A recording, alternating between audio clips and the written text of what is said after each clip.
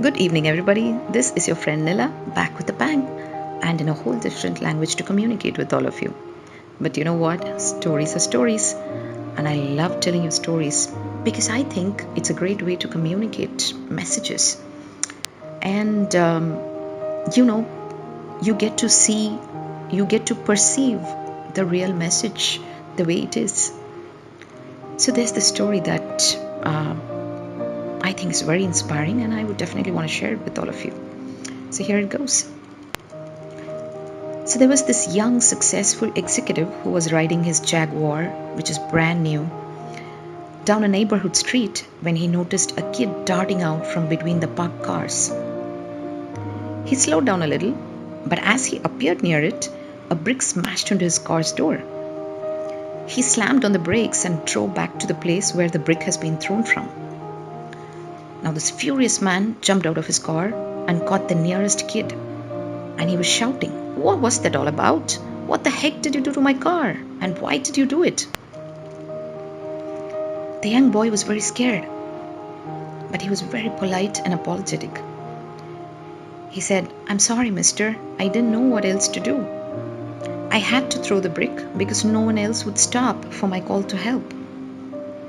With tears rolling down his cheeks, he pointed towards the parked car and said, "It's my brother. He rolled off the curb and fell off his wheelchair, and he's badly hurt, and I can't lift him up." The boy kept sobbing, and he asked the man, "Would you please help me get him back into his wheelchair? He's very hurt and he's too heavy for me, sir." Now, this young man was moved beyond words, and he just tried to swallow the rapidly swelling lump in his throat.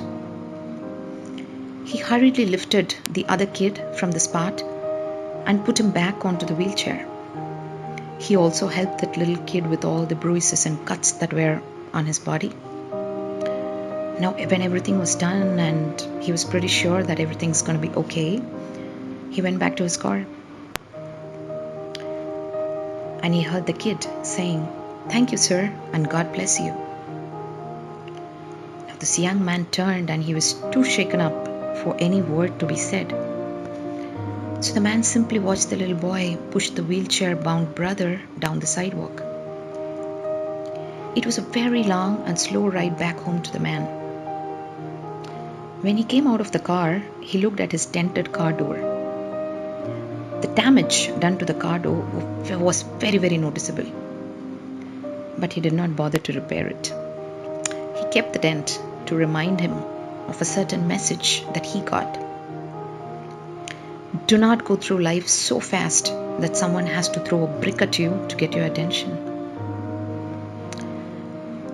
Now, friends, I think life whispers in our souls and speaks to our hearts always. Sometimes when we do not listen to it, it throws a brick at us.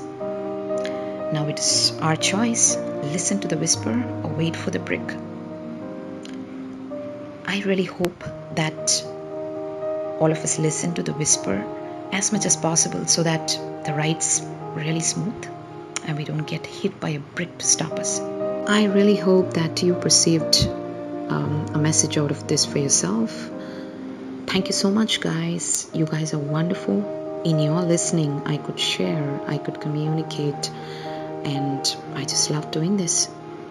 So thank you so much, and I'm very excited to be back, and there's a lot more that I want to share. So stay tuned. Signing off is your friend Nila. Talk to you soon.